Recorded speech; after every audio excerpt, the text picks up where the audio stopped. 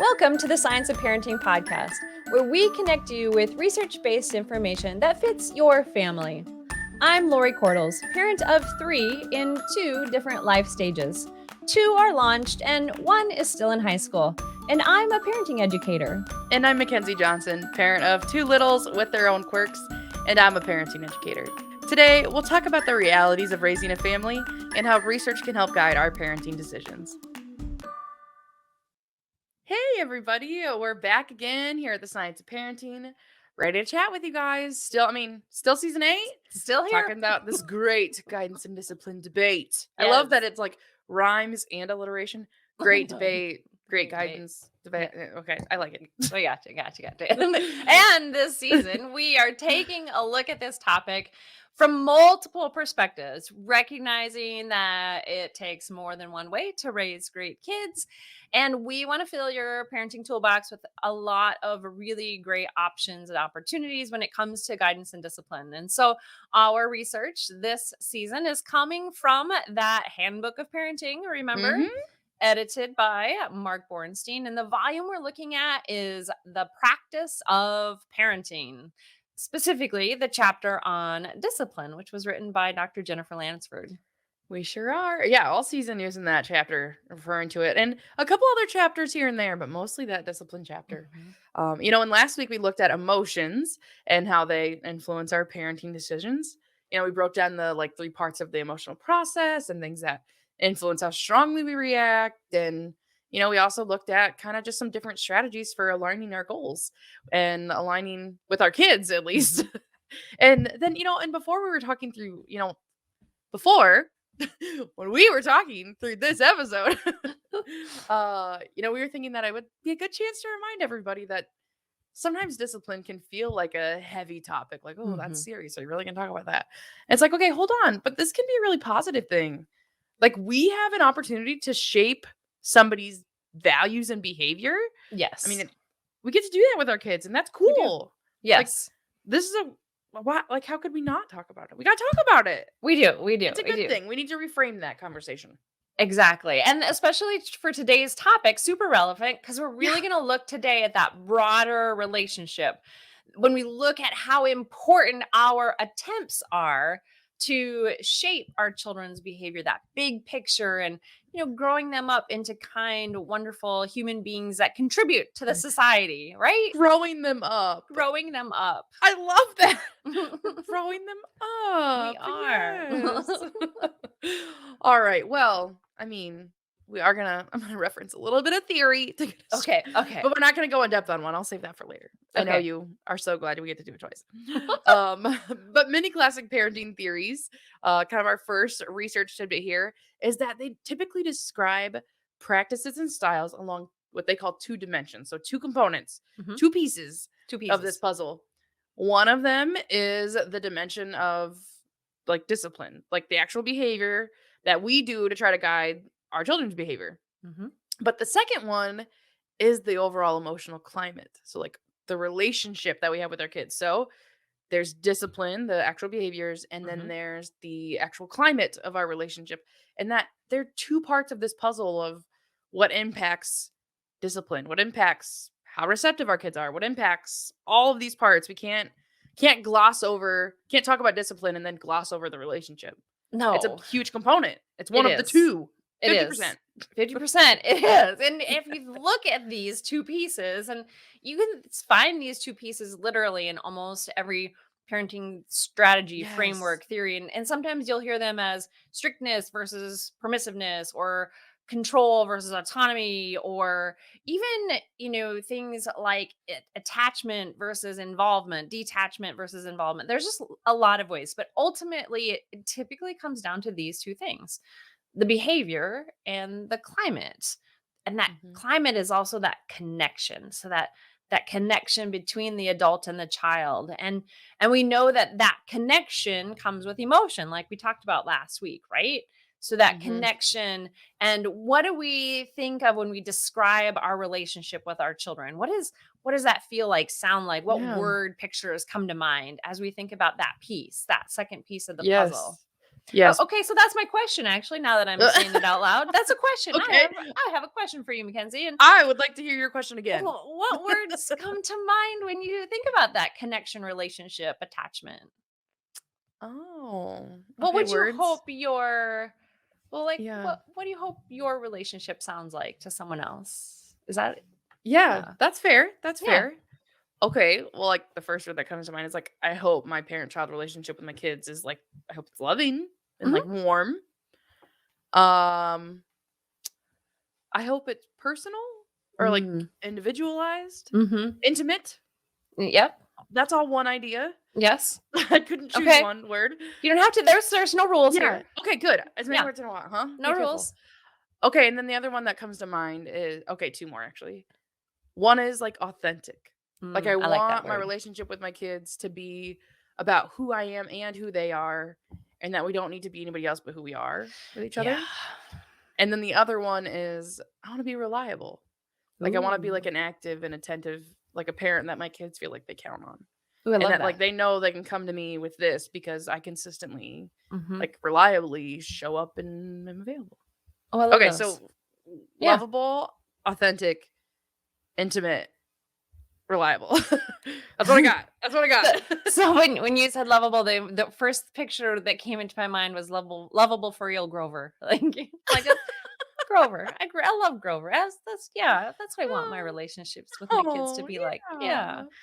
Hmm. Okay, so what do What I about you? my word pictures? So I love that you use the word authentic. Like super Mm, important.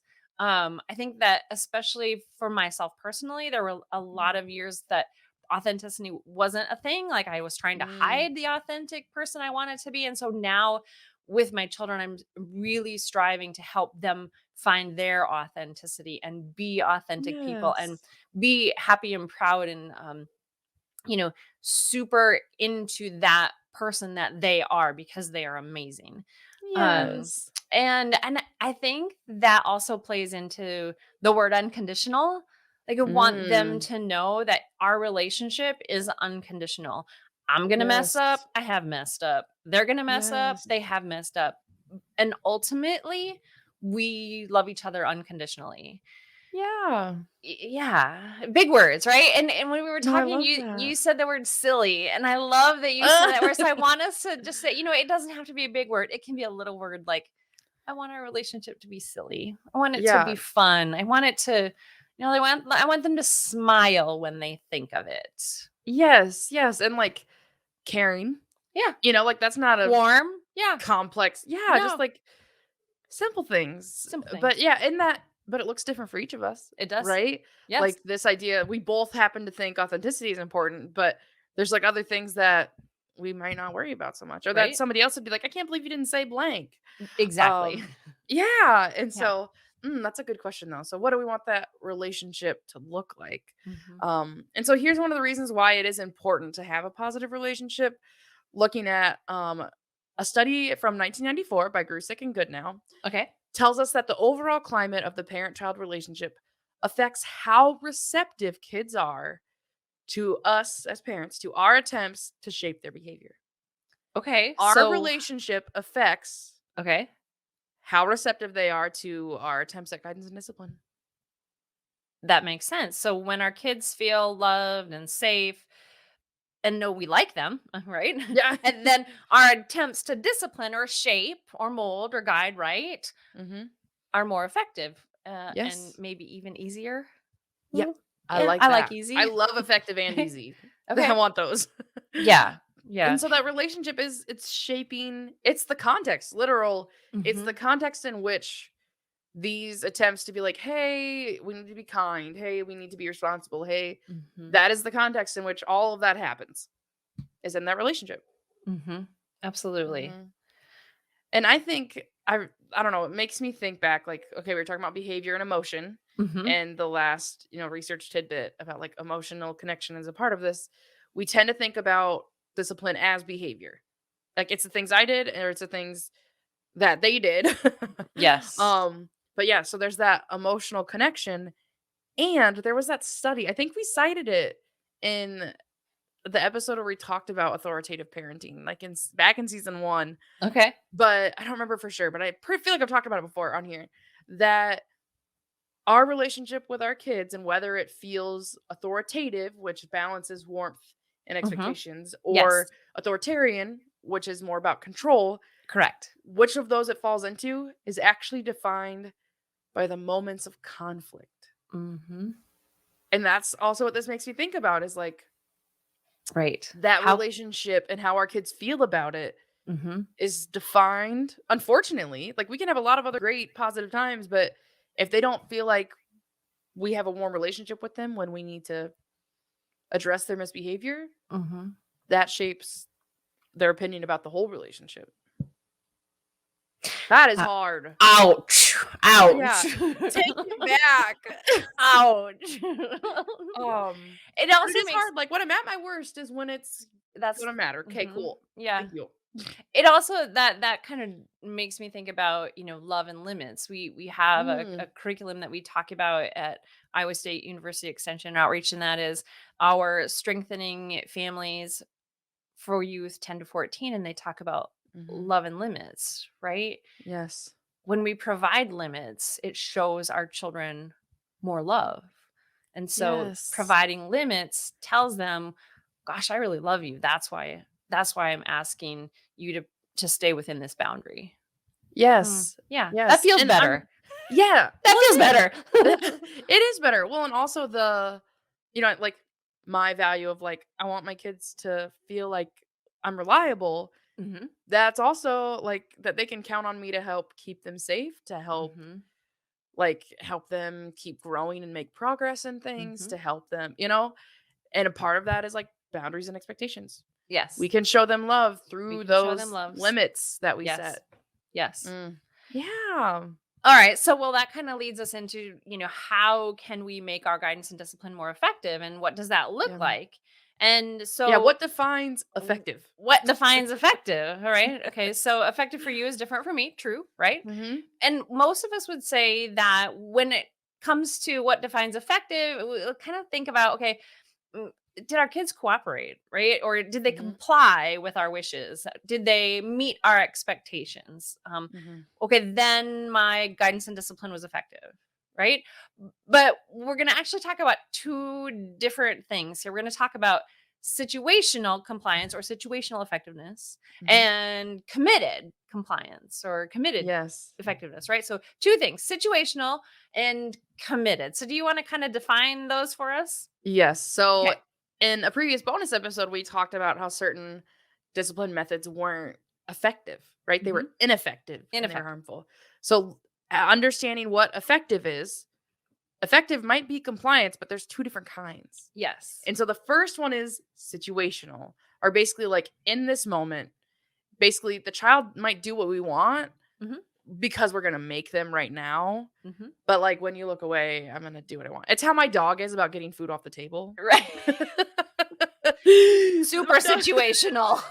super situational. Yeah. My dog will 100% take food off the table when we are not in the kitchen. Yes. Um that right, he's not committed to He's comply. not Like that's committed. not his values to not eat off No. the table. No. No. Um and so that's what situational compliance is like they say less self-regulated.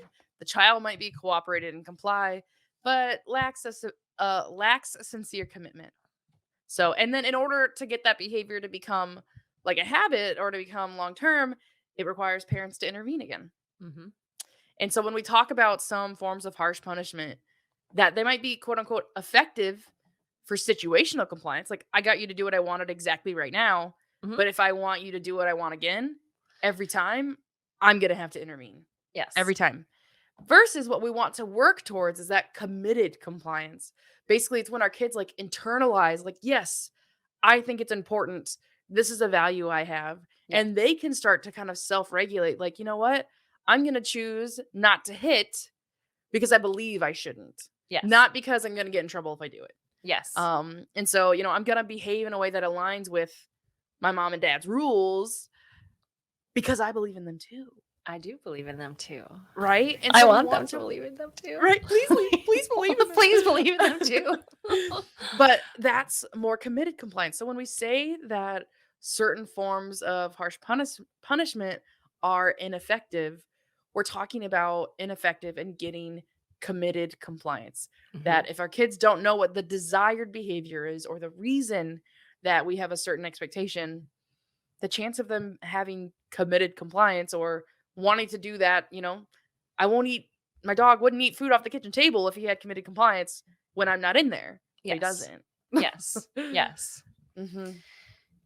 Okay. Yeah. Well, I have an example. Okay, Well, you can tell me please. if this is right or wrong. Okay, so I'm Okay. thinking about, so again, I have older children, and so I'm thinking about curfew, right? And so what I'm Mm. thinking about is the fact that 90% of the time, my child, my 17-year-old, meets curfew, right? Yeah. And so she just does. And there might be a time, like last weekend, she didn't meet curfew, and Mm. I chose not to say anything. I chose not to say Mm. anything about her missing curfew. It really wasn't by that much. Mhm. Situationally, I decided I'm going to let this one slide because 90% of the time she makes curfew. Mm. And so the thing is that she did send me a text and let me know that Mm. she was going to be late, right? I didn't see the text because I was already asleep. So Ah. I wake up when she comes home and I notice, oh, it's late. And then in the morning, I didn't say anything that night. And in the morning, I woke up, found the text, and I thought, okay, I'm still not going to say anything because she technically did say she was going to be late. She communicated with me. Yes. Long term, what is it that I want? I Mm. want her to communicate with me. I mean, yeah, long term, I don't want her to miss curfew. But when she's no longer in my house, I still want her to communicate with me. So Yes. my long-term goal is communication. Communication. Yes. What did she do? She did communicate with me. I just didn't get Yes. the text because I was asleep. And Yes. so situationally, I chose not to address it because long Mm. term and a majority of the time she does communicate and I want her, that's my Yes. goal, communication.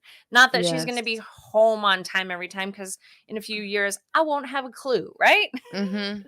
Yes. Well, and that even has me thinking, you're talking about raising them. We raise them into adults that what would the purpose behind a curfew? I want you to be safe, and I Right. want to know, like, I'm waiting for you to get home, Mhm. and that's part of the purpose for it. And so she met that of like, if your roommates are waiting up for you, if Absolutely. right, like those are skills that are Yes. important to respect, as we know you Yes. love. Yes. Yes. And so Yes. that was the committed compliance was more about the communication. And so Mhm. like you could let go of, okay, I maybe didn't you didn't do exactly what I said, Right. but we met the bigger goal here. Met the bigger goal, communication. Well, and so yeah, I'm like, all right, apply this to a scenario with my younger kids. Sometimes it's like, I want you to clean up right now, right? Mm. And Mhm. that's what I want. And like, okay, I could choose a forceful strategy. If you don't, I will. I could choose Mhm. that. But if the situation compliance is like, Mom, I really want to finish what I'm working on. Mm. Like something that's important to her. My daughter's very into like letters and she's just getting ready to learn how to read and all this stuff. Mhm. And she's really working on that. You know what? I think it's a good thing that you wanna work on the thing that you're like, that's important to you. It's a Mhm. good skill to know how to finish a task. Absolutely. And to know yourself well enough, which I have had to learn over time. If I walk away from this task, it's hard for me to come back to it. Like, Mhm. but so it was Right. like okay, my initial request was, "Please clean up." And it's like, Yes. I can let go of you're not gonna clean up right this second. Mhm. Okay, let's make a plan for cleanup so that you can finish the thing you want because I really want you to have that skill of finishing Exactly. a task, sticking something out. Like that's what I want in committed compliance, Mhm. not the you must clean when I say you must clean. Yes. It Yeah. honestly is like the proverbial pick your battles, right? Yeah, really. But in a different way, thinking about it as it's preservation of a relationship as well. It's not just picking your Yes. battles, it's preservation of a Yes. warm, kind, loving relationship that says, I see your need to finish this task. And finishing a task is super important, especially when you get to geometry and algebra and right. Yes. So, yeah, let's figure out how you can finish a task. We can negotiate. And wow, look at all those skills she learned. All right. Well, and like it's the insight. Yeah, Mhm. saying the phrase like pick your battles. It's the insight to help you decide which ones. Yes. Like, which of these battles do I pick right now? Yes. Okay, which one gives me more, like, gets us towards more long-term goals? Mhm. Like, oh, insight to picking your battles. It's like, Love that. okay. All right, so I think you have one more theory you're gonna toss at us. I sure do. I sure do. Okay. Okay, and this one is like a, you're gonna hang with me through the vocabulary of it, Okay, okay? okay, okay, okay. So, our theory for this week is interpersonal acceptance Mhm. rejection theory. Okay. Think of like there's like a slash or a dash between Okay, acceptance and okay. rejection. Acceptance, Um, rejectance. No. so this is from Roner. Acceptance, rejection. Got it. You just go. I didn't even catch it right away. Okay. Okay. Acceptance Rejection by Roner in 2004. They argue that child outcomes are determined by whether kids feel like their parents are accepting or rejecting of them. Ooh. So lots of research from lots of different countries really supports this theory. Like it's not just like, well, that's a nice idea. Does Right. anybody? No, research supports this concept. Basically, that the theory emphasizes that our behaviors are As related to our adults. kids as adults, are related Okay. to our kids' outcomes, like, right? Do they have positive outcomes and positive skill building over time? In part because of the messages our behavior portrays. Mm. So there's a lot of language here, but basically, do our kids feel accepted by us Mhm. or do they feel rejected by us? Mhm. Particularly in our discipline techniques. Do our discipline techniques tell them, I don't like your behavior or I don't like you? Mm. Yes. Right? Ouch. Yes. Yeah. And so the difference between acceptance and rejection. So that our kids are worse off if they feel rejected by us, Mhm. and that our discipline is a part of what might make them feel rejected. But that our kids fare a little bit better if they feel accepted. Mm. So that I thought that was an interesting theory of like in the way that the message about our discipline, right? Mhm. The message our discipline portrays and like I don't like this behavior but I like you, Correct. what techniques can and strategies can we tap into? And we're going to keep going through this, especially the next two episodes, but what techniques and strategies can I use so that I can make sure you feel accepted by me? Mhm. Even though Yeah. I want you to choose a different behavior. Yes. Absolutely. Even though I'm disappointed that you were late, I Mhm. want you to know I accept you as a human being. I love you unconditionally with all my heart, and we're gonna figure out a way to Yes. help you not be late. Yes. Yes. Yes. And so I thought that was like a really good insight into like, okay, the parent child relationship, we walked through like Mhm. that it impacts our attempts to like shape their behavior and situational versus long-term like committed compliance. And then yeah, this theory of we need to look for opportunities in terms of like the long-term benefits of our kids. Mhm. We need to find ways to guide and shape their behavior that let them know we still accept who they are. We still accept who they are, even if Yes. they've made a big, big mistake.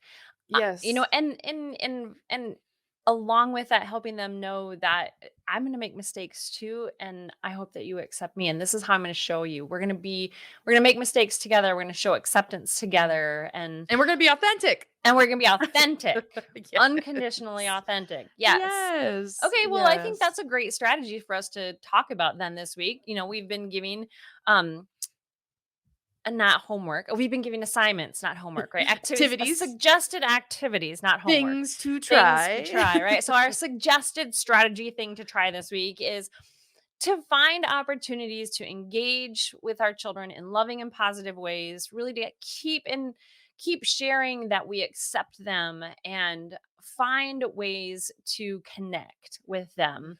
Mhm. Maybe an activity we're going to do, maybe playing a board game, maybe just giving extra snuggles, maybe telling them you love them just out of the blue when they least expect it, Yeah. taking the long way home from an activity, so you have to be in the car together and you have their undivided attention, right? You Yes. can talk about their day more. And we actually have a series of blog posts that were written a while back by our producer Mackenzie, and so it's called 101 Ways to Celebrate Your Family. And you can look that Mhm. up in our www.scienceofparenting.org website. Just put in 101 Ways to Celebrate Your Family. You should be able to find those Yeah. posts. We also do some regularly scheduled um, Mm. webinars on positive discipline. And there are some, I think, in that particular program, that particular webinar, one positive discipline, we have some excellent ideas on how to engage with your child in a positive way that really offers you that opportunity to be warm, loving, kind, and engage with them, and show that acceptance of them. Yes. Well, and I think the thing that's cool about that workshop too is that beyond understanding discipline and positive practices and stuff, and not just like what activities could you do together, which is kind of what the blog is. Mhm. It's the bigger picture of like what influences that relationship, like Yes. communication. And so it's some of those bigger pieces of Yes. what influences the relationship than just like positive time together. There's more to it than that. So I There think that's is. a cool thing about the workshop. It is, yes. So that's also on our website as well. You can find the dates that we hold that. Yes. So okay, accountability. Okay. If our activity or strategy or please do this Yes. idea for the week is find some way to just be like, hey, this is a moment I want to have a positive moment with my child. Mhm. What's yours gonna be?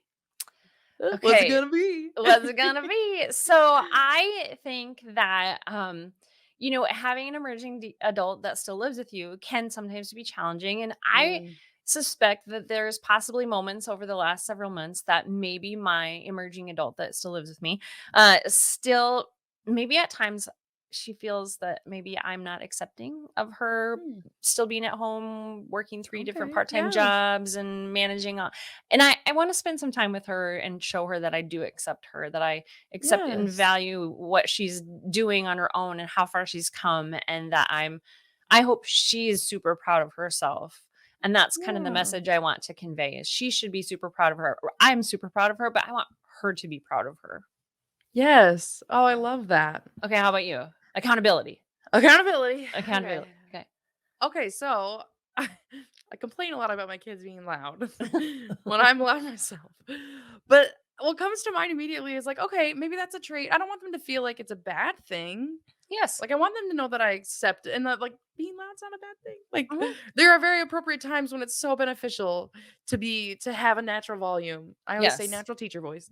Yeah. Um, but I think finding a time, an activity that we can do together, even like can we sing loud together in the kitchen? But like a time when it's like appropriate for us to be loud and silly and just like Yes. enjoying each other and like this isn't a bad thing about you. Sometimes No. it's hard for me. That doesn't make it like I don't reject this part of you. And so like Exactly. finding a way to do something loud and silly together, I think is yeah. I might have to go with singing and singing somewhere. We're I gonna be love singing. that. I Singing love something that. silly. Okay, awesome. We'll check back Yeah, in next week and see how we we do. will. Okay. We will. Oh, so that brings us to our stop, breathe, talk space where we bring in our producer, Mackenzie DeYoung, and Mhm. she asks us some kind of off the cuff question. We're never quite sure what she's going Yeah. to ask. Last week it So was a doozy.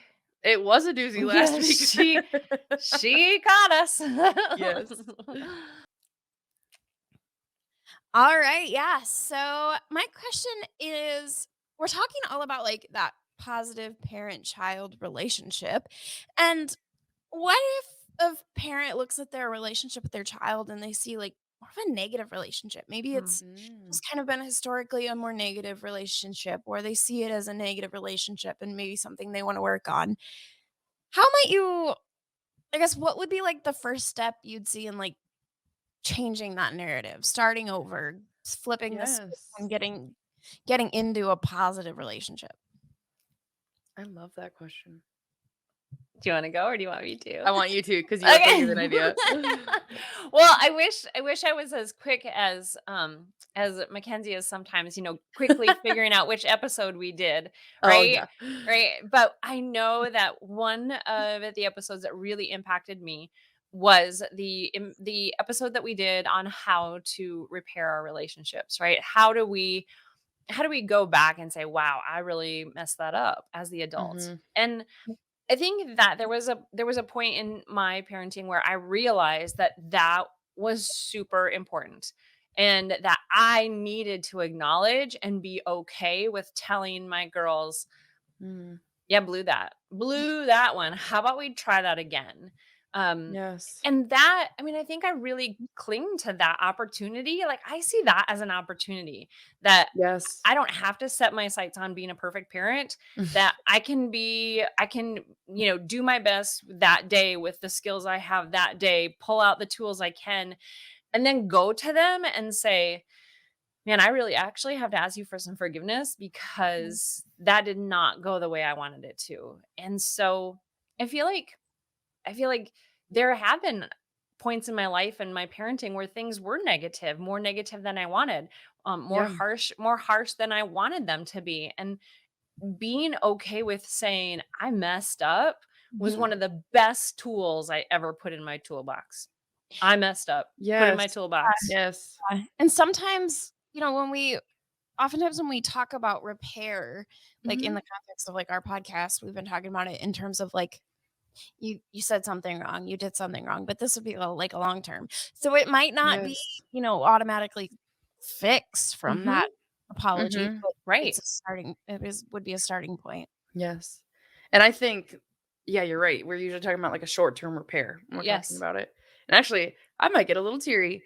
That happens to me from time to time. But I think, I think of there are situations where it's like, you know what?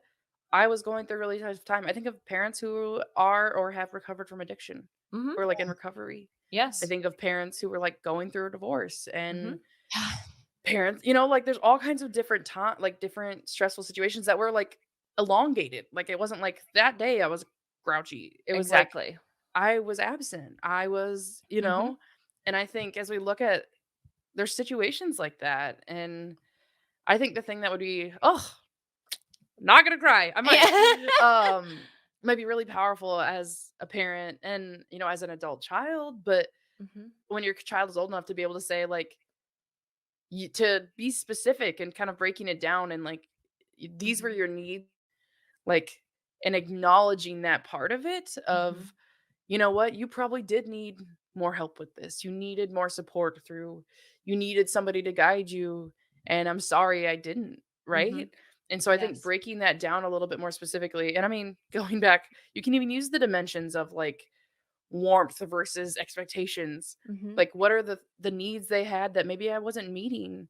And but acknowledging them to that, like I do see you and I see how that wasn't helpful. Mhm. And then, even on the boundary side, that on the expectation side, like, you know what? I should have been there to help you with that. I should have been there to, whatever it might have been. And so I think there's this opportunity to acknowledge, but in looking at the bigger picture of, yeah, not just like, you know what, I should have not yelled, but like I should have been more present or I should have Yes. been more helpful. And but acknowledging those needs, I would say, is a really powerful way to tell your kids, like, I love you and I see this and I see that I didn't do Mhm. what I could have and what you maybe deserved. And I'm Yes. really sorry and all Yeah. that. Yeah. So, yeah, I do, I just All think that's, good.